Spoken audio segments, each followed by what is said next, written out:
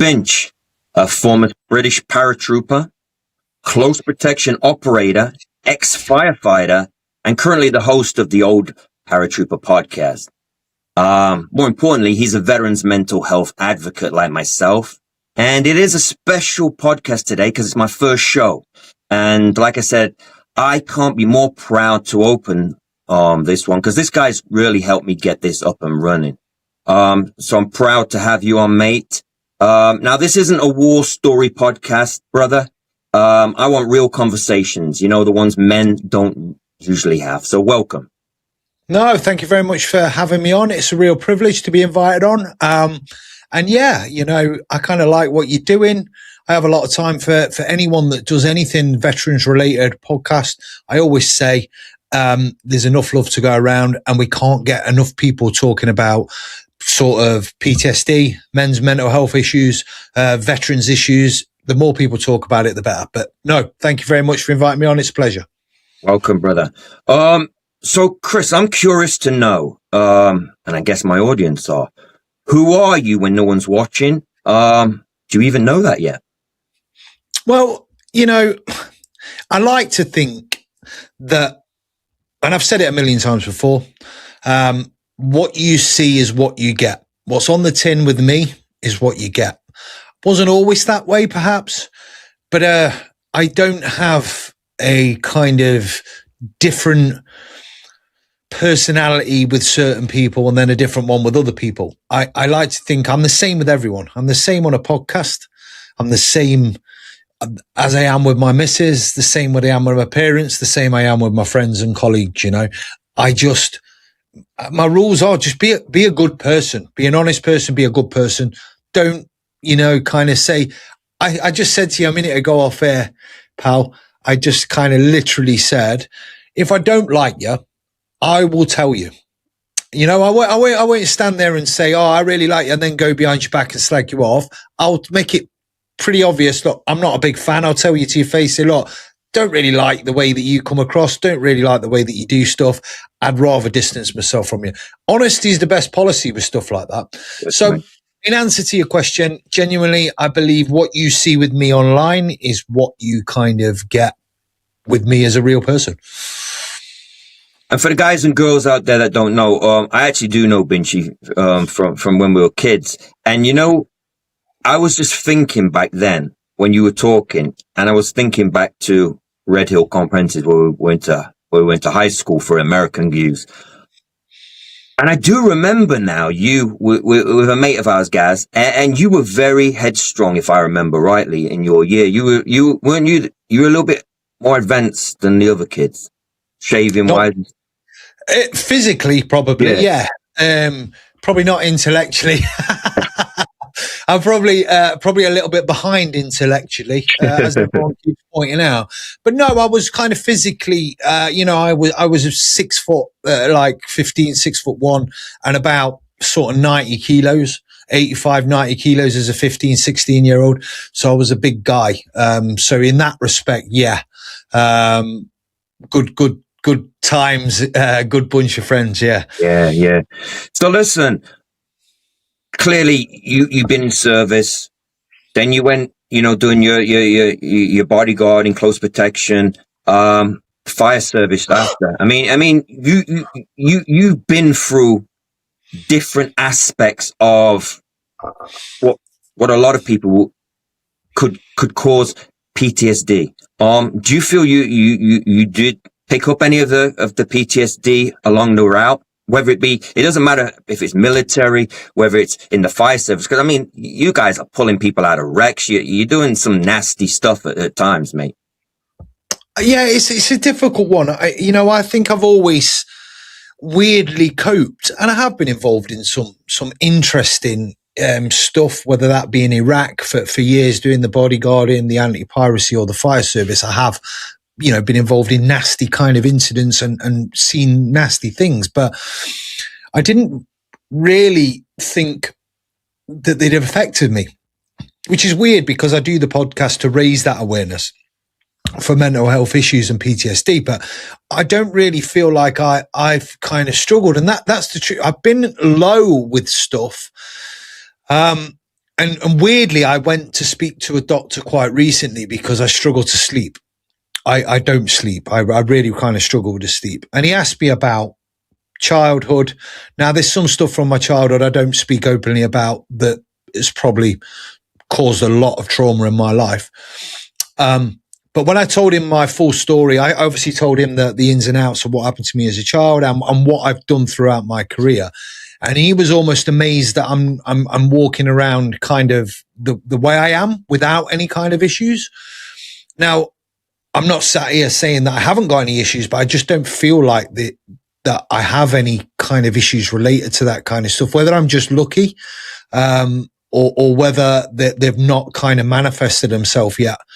I don't know. That is the honest truth. And I don't know why I'm the way I am.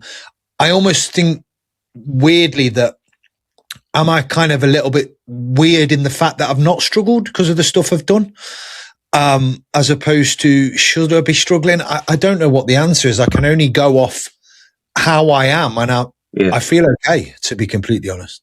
I'm bringing you back to something I think I actually heard you say on another podcast. I can't remember what it was, but it reminded me of something. And when I say this, sometimes I speak openly and bluntly because my brain is the only way of me figuring out what I'm trying to say. In my early stages of getting mentally ill, because I'll be honest with you, I would say the first 5 years of getting mentally ill was denial. But then once I realized I was mentally ill, I was almost at a point, mate, and it sounds really fucked up to say this, and I'm hesitant to say it, but I used to wish I'd lost a leg or something, because people treated the people with, I used to see on social media, the amputees and stuff who came home from war. People were so kind to them, so wanting to help them. Everybody was reaching out to them. The guys who had PTSD and mental health issues, it was like you were stigmatized that, you don't want to be around this guy, he's not safe, something might happen, he's aggressive. And for years, mate, I still to this day struggle to talk to people at work, and I start talking about what I do, I'm an advocate for mental health, struggling, it's hard because especially suicide, the ideology of suicide, it's almost like a ghost that just comes into you at times, and then you find at times, and you try talking to people, and then all of a sudden you see their face. It's like they change, man. It's horrible, and the whole reason I'm doing this podcast is because I feel that if we can be more open, like a woman will openly talk to another woman about her husband. Oh, I'm having a bad day, but we men, we're just so proud that we don't talk. Yeah, we do. And I think that's because, like I said before, I've said many times, there's a stigma around it. Okay. Now, for many, many generations, the male has always been seen as the kind of the breadwinner. I know we've gone through it's different now, but it's kind of through the process of evolution. We're the breadwinner. We're the head of the family.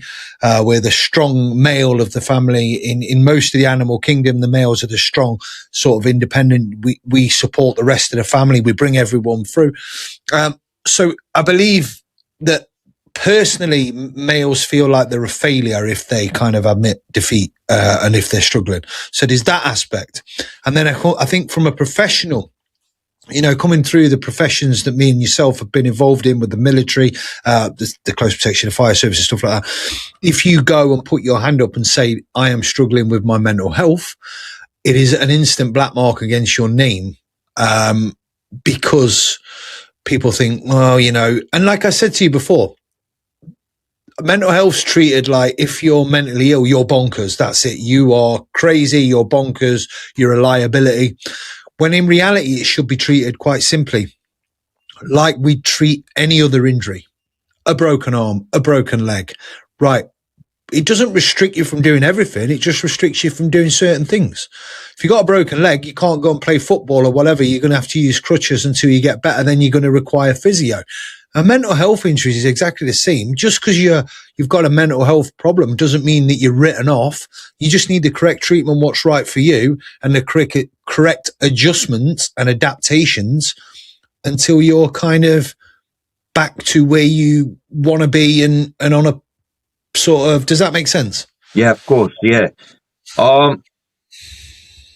It just seems so hard for guys our age because, like you just said, man, it's all about, you feel that you're letting people down, you know, and it's almost like we do have I don't know, I guess maybe because we're Gen Xers, we're slightly different because we look at our parents and they were from the generations where it was, you get married, you buy a house, you know, you stay together, whether you're happy or you're not happy. And so we don't have the more open mind that the younger generations are going through now. So we kind of beat ourselves up a little more, I feel, because we have standards that from our fathers, our grandparents and stuff like that. So I find that our age group, it's harder to talk about mental health because, you know, we don't want to be seen as weak, like we keep going over. But anyway, moving on. Is there anything you're struggling with right now that you really don't want to admit? But I'm going to put you on the spot. No, I'm open. I'm open to any sort of questions or anything. And to be completely honest, the thing that I'm struggling at a minute with is for my whole adult life, I've worked in organizations where I'm surrounded by other males, a support network, or other females. You know, I'm in groups, work in teams. The military, as you well know, you work in teams, you're surrounded by like-minded individuals. Close protection, you work in teams surrounded by like-minded individuals. Anti-piracy, fire service, teams, like-minded individuals. Now I do a podcast on my kind of, where I spend a lot of time on my own, not really socializing with people, other than over a video screen, like with yourself. So over the course of the last 4, 5, 6 weeks, probably majority of this year, I've been finding it quite difficult. I miss that camaraderie. I don't miss the job of a firefighter one bit. I am glad that I no longer do it, but I miss the camaraderie. I miss the sat around a table with a coffee, taking a piss out of each other. You know, the banter, the kind of laughs, because it was a laugh. I laughed for 12 years. Every single day I laughed at something for my whole 12-year career, surrounded by, again, like-minded individuals. So that isolation and support network is something I talk about quite a lot and how important that is. And I'm kind of really finding that part difficult because of the situation I'm in now. If I'm right, you're not struggling yourself right now with any kind of mental health issues, but you're more advocating for mental health, as in you have a lot of mates who are going through it. Would that be fair to say? I don't think I'm personally struggling. I am under a doctor that seems to think I have CPTSD. So are you in denial? No, I just don't feel like I'm struggling. I told him, this is what I said to you before. I told the doctor everything that I'd gone through throughout my life, and he was under the sort of impression that I had to have complex PTSD. That's what he said. I personally think I'm okay. Yeah. My drive for this comes from sadly seeing lots of other people struggle, and some get better, and some continue to struggle. Some struggle to the point that they then take their own life. And that was the point in my kind of life where I felt maybe it's time to put something back. So that was potentially, you know, the real driving force really was because I seen a lot of people struggling. It doesn't come from something I can 100% relate to, because again, I don't think I've really struggled. Not in a way that other people have struggled. I know you've had your own struggles, Nick. I know you've had your own kind of dramas with it over the time that's caused you a lot of issues. I can't honestly sit here and say that I've had, or I can relate to that and I don't know whether that's because it's personal preference or it's something, it's perception. I have had lows where I've thought about taking my own life, but they've been fleeting kind of moments. Ins and outs. And then, but they're not for any extended period of time. And I know my brain that well now that if I have one of the dark moments, I do something to get myself out of it. And I know it's not, I'm not saying that that's for everyone. I just know me. If I start sinking into this, there's usually a reason why I've let myself. I'm drinking too much. I'm not getting enough fresh air. I'm not going to the gym. I've not got my routine down. My diet's turned to shit. I'm not getting enough sleep. So I can pinpoint the reasons and I go, fuck, I know I need to fix those few things. And then pretty much every single time I fix them things and everything's fine again, you know? I always look at it like, and I say this a lot on my podcast, is you have to be like an alcoholic or a drug addict. You have to, with mental health, like, and I'll be honest with you, you brought it up, so I'm an open book too. Yeah, I've had 3 suicide attempts, mate, in my life. And I'm going to be honest with you, because I'm all about honesty. I didn't want to die up to the minute I did what I did. What I did, one, was out of the, what a lot of people don't understand about mental health is, and this is what pisses me off, and this is what frustrates me with people that don't go through it, is mental health, the physical pain is what, I've been shot. I've got terrible injuries all over my body. But the most painful thing is when you're in crisis with mental health, it feels like someone's ripping all your organs all the way up to your throat and out your mouth. It feels like someone's inside you pulling you out. It's the most painful thing I've ever been through. And that is what I say to people.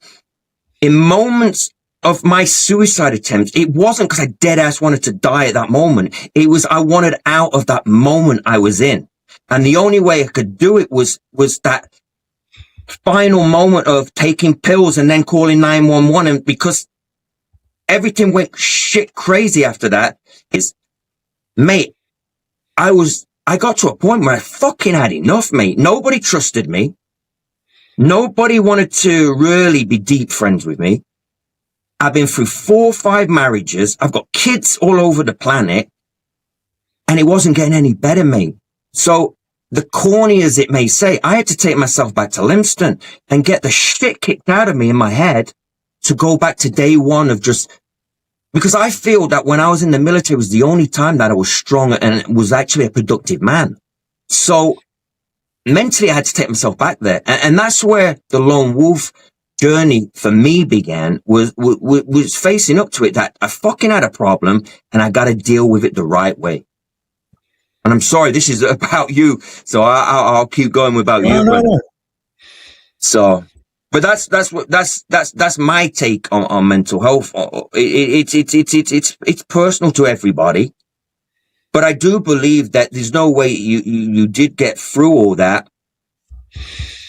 I just believe that you have a great mechanism of handling it, where some guys don't have, and that's strength on you as a human being, mate. I have a lot to my brain with ADHD. Now I know ADHD seems to be the word of the moment. I had it way before it was cool to have it. But the ADHD brain is a weird one. And obviously there's various different forms and sort of levels of ADHD. Now, I believe my brain, being the way it is with ADHD, has almost bulletproofed me in some aspects. Now, the probably height of my struggles were when I were about 39. So a good sort of 6 years ago, I got divorced. I went through a bit of a breakdown. It was about that time that I discovered I had ADHD. And I did research, and my partner did research into sort of ADHD, and I started to understand my brain. And that has been the best research I've ever done in my life. Understanding how my brain works, how I learn. I learn differently from a lot of other people. I can't learn in a classroom. If I'm not interested in tasks, there's no point in even trying to get me interested. But if I'm all in on a topic, I'll make it work at all costs. All these little things and research I've done to understanding my brain. And I believe the brain and the way my brain works has been sort of instrumental in helping me cope with the trauma that I've suffered over the course of my life. And not only that, I have a set of rules that I go by, Nick. And one of them rules states that shit things happen in life. Shit things happen to people. And it's whether you let them things moving forward define you, or you get over them and make the best of you can out of your life. And I'm a big believer in that. Shit things happen. Shit things have happened to me. Shit things have happened to you. And it's what you do. You let them ruin the rest of your life, or you move forward, you bounce, you pick yourself up and you move forward and you keep rolling with it and you do to try and better yourself. So that's part of the philosophy that I have. And it's been one of them things that has kept me moving forward and striving to do better, you know? Yeah, I have ADHD as well, man. It's you know where tough. I'm coming from. Yeah, and it was tough growing up, mate, because at school how I was classed as a bad kid. I was never classed as a thug. I was never classed as, the smokers down behind the football pitch over there, the AstroTurf. Was it? Yeah, see, I wasn't one of those kids. But I was the kid that was the class clown, always getting kicked out. And there was some teachers, mate. The maths teacher, Mr. Hudson, he banned me for almost 2 years, my last 2 years. And it made me, like you say, classroom environments. It was trauma to me. So anytime that I had to do any classroom work, I had no interest. Just everything you just said. The only difference I will say to my ADHD to yours, it didn't make me bulletproof. Because those voices, the ADHD voices where the little, like a lot of people, I don't want to get confused with schizophrenia, right? You have the little chatter, like, oh, look at that person over there. I feel bad for that guy. The chatter that we all have in our head. When you got ADHD, it's like having a fucking army talking in the background. And for me, it wasn't bulletproof. That was what was putting me down. It was telling me, oh, you're not good enough anymore. You're weak. Look at these guys doing it better than you. You're a shit dad. And until I could control those voices in my head, that's like the man I am today is definitely not the man I was last year. So I'm still on my first long period of trauma-free mental health. And I fucking love it, mate, because I'm learning that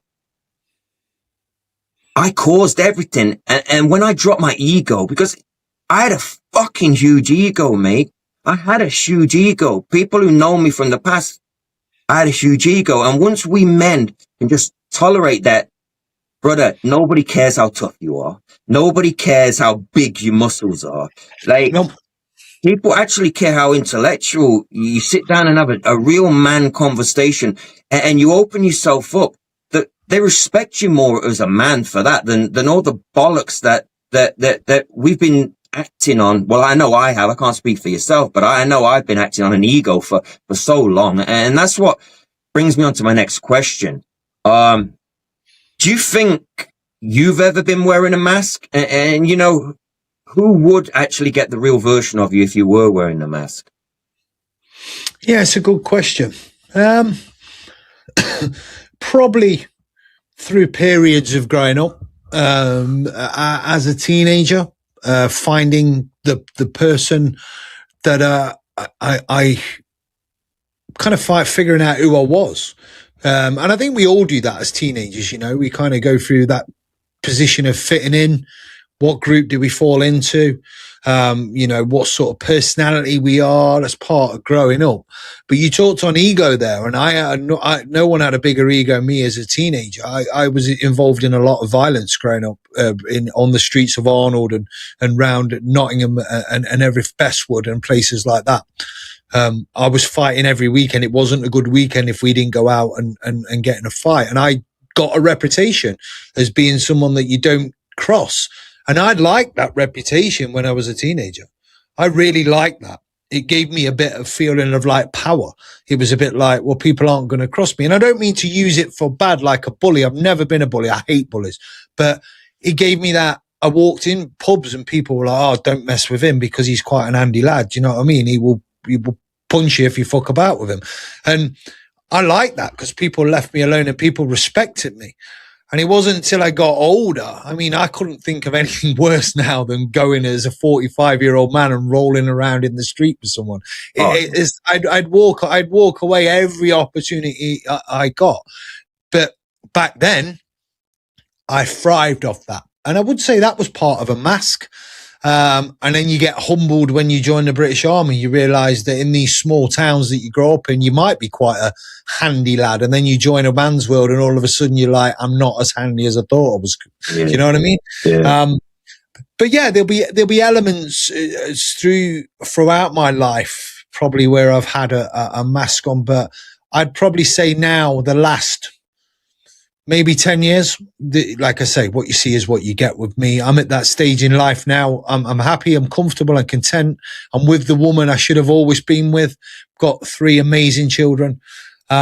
And I'm just in a very, very good place. I'm doing something I love. I'm not doing something now. Every job I've ever done has been to help other people on a physical sense on their darkest day, pulling them out of house fire, whether it's protecting people in Iraq on a close protection circuit or going into various countries and getting rid of the bad guys, if you like.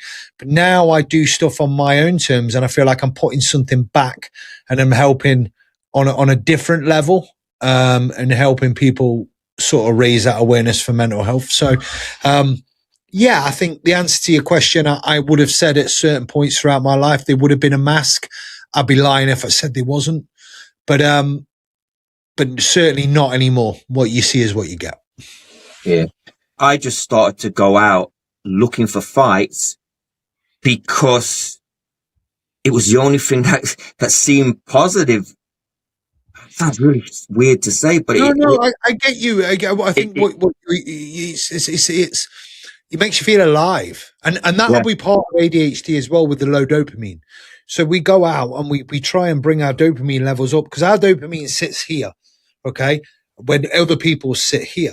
So this is why we're very, very good in stressful situations because when everyone, say you go to a house fire or get in a fight, normal level dopamine sits here. They go like that.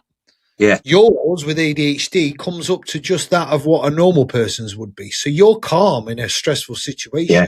It's still giving you an elevated dopamine level to raise that dopamine. So we look for situations where there's violence, where there's something we get a kick from. And it doesn't have to be violence, but it can be, for me, it was boxing for a lot of years at heavyweight. Oh, yeah. You can't go punching people in the face in the street, but you can put a pair of gloves on and you can do it in a ring and it's legal. And it was a way of getting that dopamine heat. So it's probably the same for you getting in fights and stuff. Well, yeah, but like I say, mate, I was a one-hit wonder. If I didn't get a haymaker in, I was almost like in my mind, I was like, oh fuck, what do I do now? And I'll be honest with you, it was just back then I was lanky. I'm 6'4". I've always been lanky. I was always a sprinter. I was never a good runner in the Marines. I used to hang back. I heard one of your lads say the other day on then he was talking about the endurance course. Same way, I was always hanging out my ass, jumping in Peter's pool, freezing fucking water. Yeah. I was never, but what I did have was that, I guess it goes back to ADHD again, that little bit of inside me that said, you know what? If you fail there's 2 things here. People are going to laugh at you and call you a failure. And 2, you're going to have to do it again. And I never wanted to have to do anything again because if it was painful the first time, why would I want to do it the second time? That's the way that got me through boot camp, through training, to be honest with you. But yeah, moving forward, you were talking about kids and that. Like, it's open book for me. Like, I have 7 children, mate. 5 baby mothers, and my life's been a whole fucking mess. But you've been through your own divorce and stuff. Nothing there. Did that not trigger anything or any kind of Yeah. I was 39. I was 39 when I'd been married for 12 years, together with that person for 14 years, 2 kids at the time. And I realized that we weren't really meant for each other. There's a lot of stuff with her, that, look, as much as I'm not a biggest fan, I'm not going to repeat on air because I don't think that's fair. But, I just realized that potentially there was stuff in there that traits that she had that weren't very nice. So I kind of made a decision that I was going to step away, which I suppose leads me on to one of my other rules, Nick, and it's quite simply, if you're not happy with anything, whether that's relationship, whether that is job, you fix it. You do whatever it costs to fix it. You're here for a very, very short time. You can't afford to be unhappy. So I was unhappy in a relationship and I decided I needed to fix her. The only way I could do to fix that was to step away, which was incredibly difficult. I had 2 young children. But thankfully that turned out to be one of the best decisions I've ever made. One, for me getting out of that relationship, and 2, for having a better relationship with my children. I see them, every week. Their kids come over now. They're 15 and 13, and I've been separated probably 6 years. But yeah, that period there was probably one of the lowest periods. I find myself living in my mum and dad's. But 39-year-old firefighter who's done lots of stuff and lived all over and traveled all over the world, suddenly found myself on my mum and dad's spare room floor surrounded by bin bags and my only worldly possessions at nearly 40 years of age. So I found that really, really difficult. And I feel like I did have some form of breakdown of sorts where I was drinking too much. I was smoking a lot of cigarettes. I was just a bit self-destruction. As a coping mechanism for probably a year and a half. It was around the time when COVID kicked off as well. So there was nothing else to do, just sit in and drink. A lot of people did. And I think I don't know, something clicked. I needed to pick myself up. And I went down a transition route of kind of nutrition and getting myself in shape. That was the first transition I did at 40 years of age, where I went on a strict nutritional plan. Someone did for me, who's still my coach now.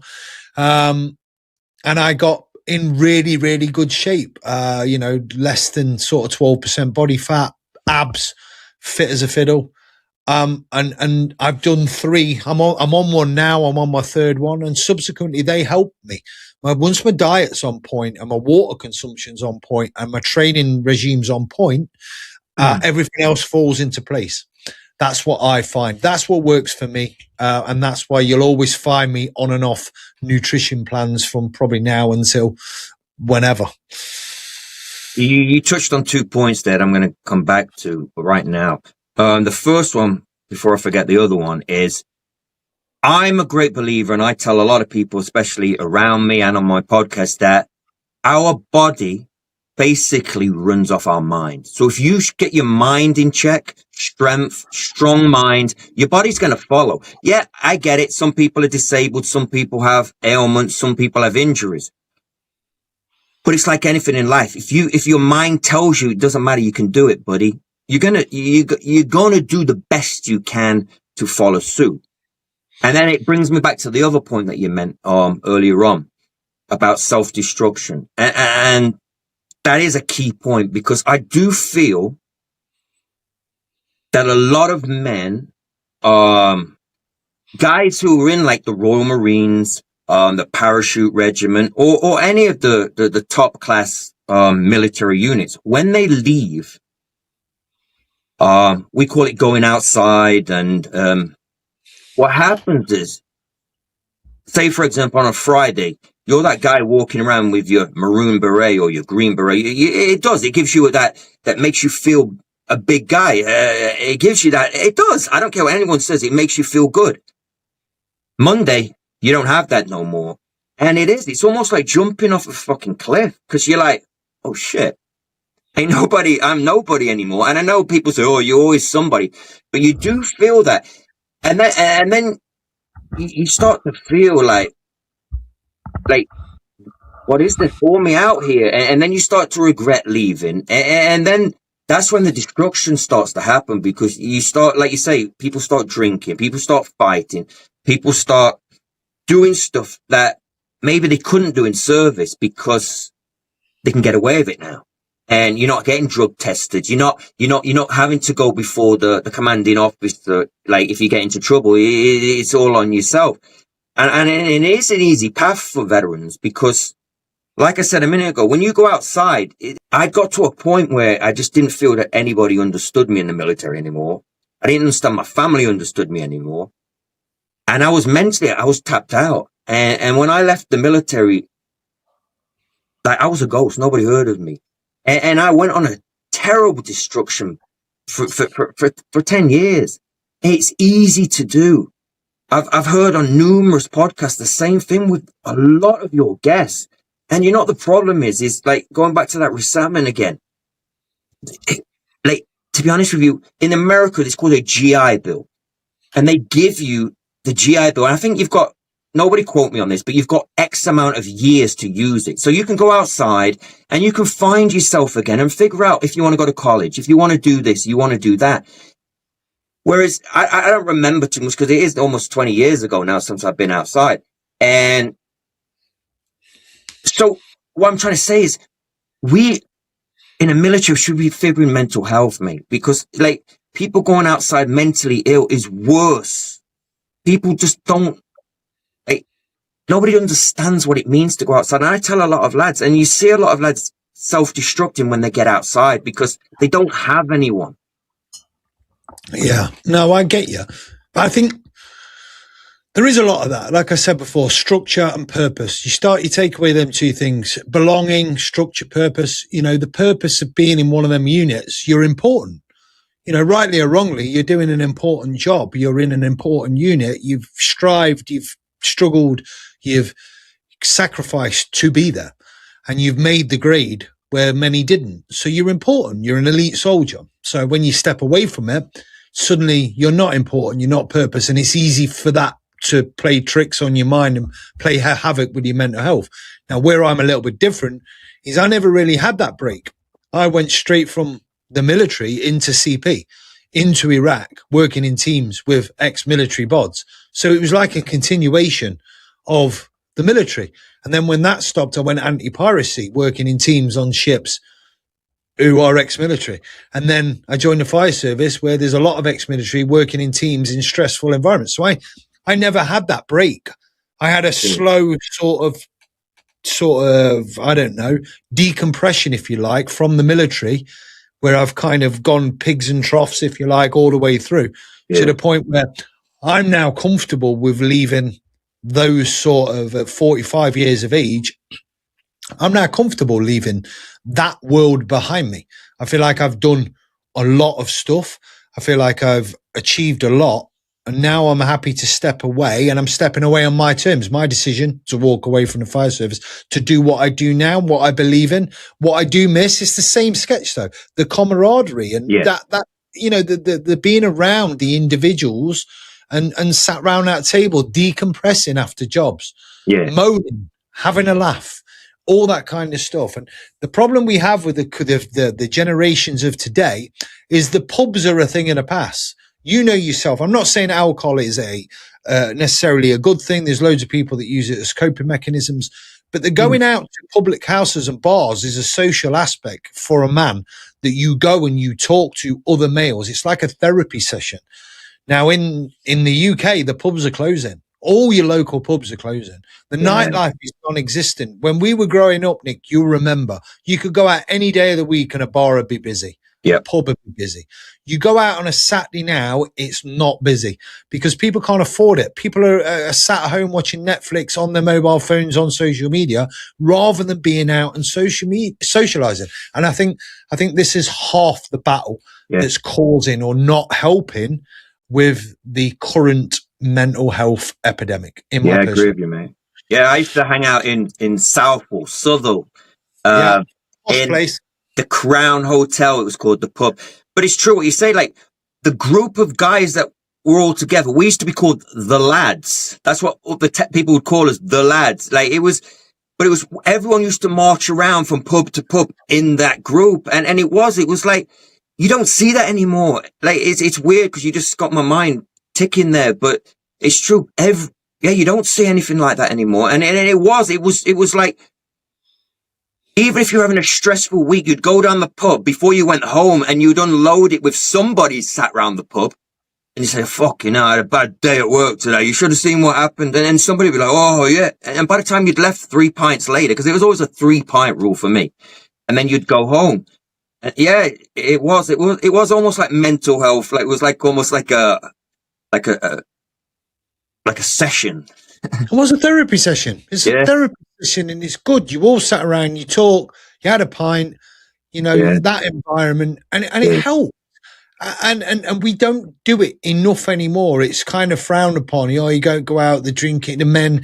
It's almost classed as toxic masculinity now. Of course. Now, there is toxic masculinity out there, but I don't think blokes socialising in pubs is toxic masculinity. No. That is good for men's mental health. Toxic masculinity is exactly what we've just seen on the Louis Theroux documentary, where people sort of treating females worse than dogs, and mistreating and the way that they're behaving and their opinions of females. That's toxic masculinity, which obviously we don't agree with in any shape or form. Not at all. And I think, to be honest with you, those guys like that, whatever his name, Tiki-Toki guy, they're just doing it for clout, as they say. And everybody who's normal minded, who's got any common sense about them, can see that straight through them, that they're. But raising children myself, I would be ashamed. And what made me even worse was his mother was stood on camera, and she was almost just acting the same disrespectful way. And the way I feel bad for his father, mate, because his father was a famous boxer, wasn't he, or something? Was he a boxer or was he a rugby player? No, rugby player, you're right. And even him, you could see that he was ashamed. But raising children myself, it is tough, mate, because you don't know which way nowadays to be. I struggle a lot with should I be the drill sergeant? Should I be the kind, soft dad? And it's tough because there is a blueprint. I just felt that I never understood it. And up until my 2 children I have now, I just feel that I made children, but I was always stood on the goldfish bowl watching the children like almost in a fish tank. And that's how I knew my mental health was off, because I just feel that I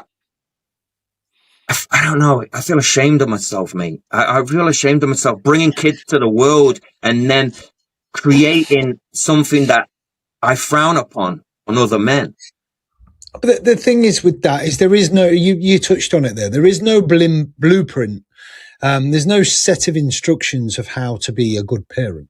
We're all learning at this. We're all doing it for the first time. Those sort of things. So it's not a case of being hard on yourself because of this and that. It's just, that was your story. That was your route. That's the way it kind of panned out, and I say a lot, you're learning as you go as a parent. Yeah. That's the first time you're doing it. So, and you've got all those struggles of learning about being a parent and dealing with your own issues and stuff as you go. So there is, you can, again, hindsight's a beautiful thing. You'll look back and go, I could have done that better. I could have done that. You'll do that with everything in life, and parenting is no different. You will look back. I think if we're honest, we as men need to stand up more and say, I was scared, mate. I was scared to be a dad. I was scared. Like, I was scared of failing. I was scared of hurting him. I'm scared of doing this.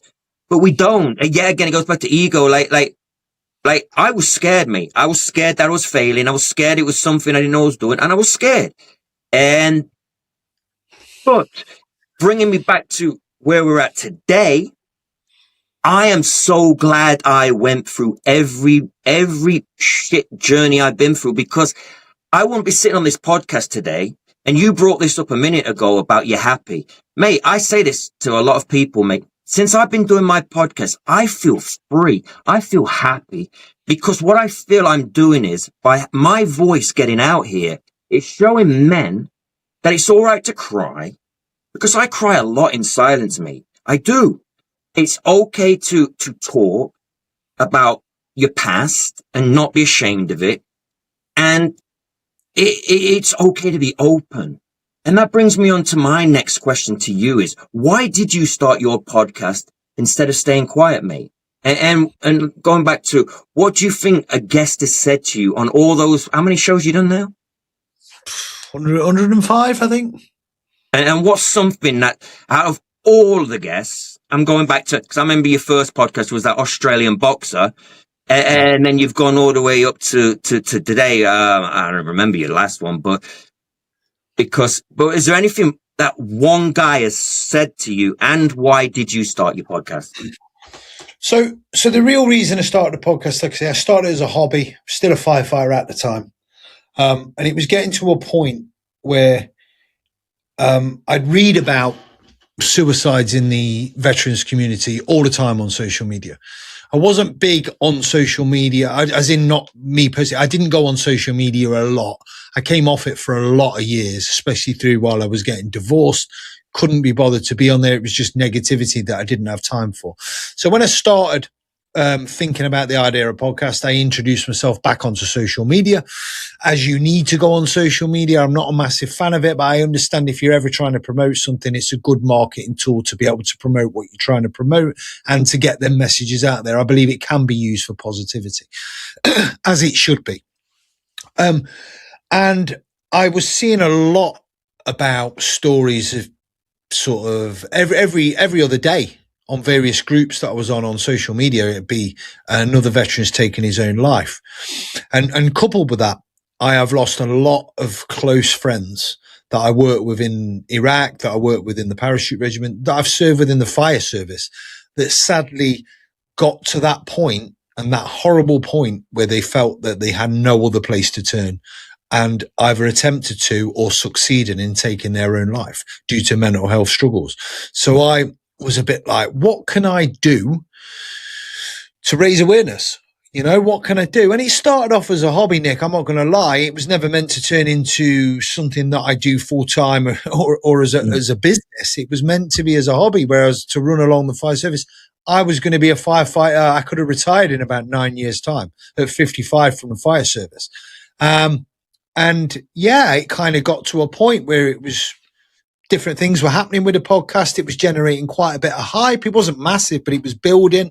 And then a company called Veterans for Veterans, military hearing loss specialist, military claims specialist, got in touch with me and talked about sponsorship deals. And they do some amazing stuff with charities. They support veterans run organizations, as well as helping veterans go through various claims for PTSD against the MOD, hearing loss, all that kind of good stuff. And they came forward and wanted to sponsor the podcast, which enabled me to step away from the fire service and do it full time as of October last year. And I've never looked back. I get multiple messages sent to me every week of people saying, this episode really, really helped me. Your podcast, I listen to it religiously every week. It helps me. It resonates with me. Stuff like we've talked about, it really does help with the stigma and getting rid of the stigma. If they can see these special forces guests talk about their mental health and be open about it, it's encouraged people to be able to say, well, you know what? It's okay. It's okay to talk about it. It's okay to be in touch with my emotions. So then they come forward and they go and talk to someone. I've encountered stories, success stories, which really hits home as to why I do it. You get the success stories where something's actually helped them, or I've shared something that's helped someone, and that's the beauty of having a presence on social media. The presence you get, the more of a presence you have and the higher your following goes. It's just a following in a kind of sense, but it enables you to have that platform to do good. And that's what I think that it should be used for. And as my podcast continues to grow and my following continues to grow, I'm hoping that creates a platform that I can do more good with. And I can sort of highlight stories. I can highlight the lesser stories, the guys that haven't got massive followings, but I can get them on and we can talk about why they're doing this, where they've struggled, where they're going, what they're doing. So it enables me to do that. And I absolutely love it. I really, really do. And as to the second part of the question, what's something that potentially a guest has said to me that's kind of resonated? I always take something away. Every single episode, 105 episodes, I think there is. Last episode was James Haskell, former England rugby player. And like you said, the first guest was Lucas Brown, former heavyweight champion of the world. Okay. And there are lots of military guests and rugby players and boxing and all sorts of stuff. MMA stars, Mark Coleman, who's big over in America, UFC, one of the first UFC fighters. I take something away from every single guest. Genuinely. I take a snippet away every single podcast, whether that's as a guest, as a host, with various different guests from whatever walk. I always try and take something away, whether it's their positive outlook, their optimistic sort of outlook on life, their kind of mental resilience, their drive, how they've bounced back from being in the face of adversity. I always try and take something away, and I put that and adapt that to the way I live my life, quite simply, and try and put it into practice. So not only do I get to interview interesting individuals, they genuinely help me as well. And I take stuff away from every single episode. Yeah, that's good, man. And it's positive. That's the thing is, like, since social media and all this stuff with podcasts and stuff, like, I'll be honest with you, mate, I don't even have at my house, like, what you call, like, I don't even know what you call it anymore, like Sky TV or something, you know, where you got all the channels stuff. Cause like, and I don't want to sound cliche with this, is when they talk about mainstream media and stuff, like, I just don't follow the news anymore, because in America, I don't believe half the stuff. Like, it's so narrative driven. It can cause you to have mental health issues just by watching, like, some of the shit you see on TV nowadays with, like I say, I live in America, where it's crazy with a lot of stuff right now with everything. But mental health, I will say, is I'm fighting. I don't want to say an uphill battle, but I'm fighting a battle because they're prioritizing a lot more things that are very, very less important, in my opinion, in the long of it. Things that have to do with alphabets and sexual preferences and stuff like that, which is all good for other people's mental health. But at the end of the day, veterans coming home from Vietnam, then we go into the first Gulf War, then we go into the second Gulf War, then we go into Afghanistan, then we go into wherever else we've been in between. It just piles up, mate. And I go to the VA hospital because I don't know if you guys in England know this. For any of your watchers that are here in America, the Veterans Administration in the United States have a treaty called Allied Forces Veterans. So like myself, I'm 80% service connected in the UK. I'm a war pensioner. And because I reside in the United States now, they take care of my medical needs through the VA hospital in the treaty. So for my neck, back, and PTSD and so forth, they do treat me for it. And I don't care what anybody says. They're very kind. They're very nice. And it's a good hospital. Like, the bureaucrats who run it, it's like anywhere in the world. Like, bureaucrats, they fuck everything up with paperwork and being rude. But I do get taken care of over here by the VA. So, in relation to what you've said there, I think the US get it a lot more right than what the British do. We don't give a shit about our soldiers. Our government doesn't give a toss. I don't get political, but they don't. They treat our veterans very, very poorly in regards to how the Americans treat their service personnel. And that comes down to emergency service as well. You're a firefighter in the United States, you're treated very, very well. A police officer, you're treated very well. You're not here. You're not here at all. I wouldn't say the police are so much, because nowadays the police have always been like, they don't get the respect they deserve. And it's not fair, mate, because they like I said on one of my shows the other day, one of my morning podcasts, that the police, well, it's the same with the fire department. So all EMS, let's just put it on the same bracket. Their mental health is just as bad as a veteran, man.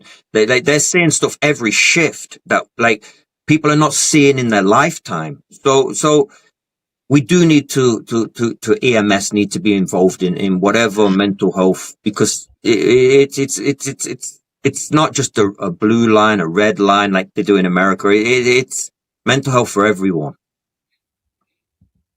All right. So listen, in closing, I got to ask you this. if there is any men out there, whether it be your subscribers or my subscribers, who are really struggling in silence today, Binchy, what would you say to them, mate? Well, I kind of, and I don't want to kind of sound like a stuck record with the 3 rules that I live by, but I think they kind of resonate with a lot of men, and they're not necessarily just men, but they do resonate. And the 3 rules, quite simply for me, are: don't let anyone tell you you can't do anything. Okay, we get told this a lot as men growing up. I was told it throughout my life. You can't do that. You can't leave here. You can't join that unit.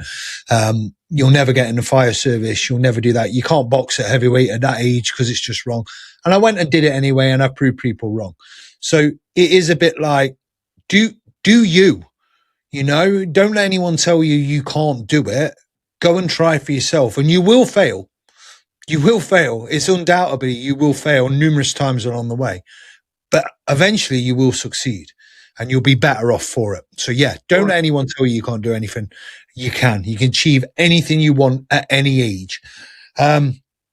Second one I always say is, and as I spoke about it earlier, don't, if you're unhappy with any part of your life, career, your career, your job, your relationship, fix it.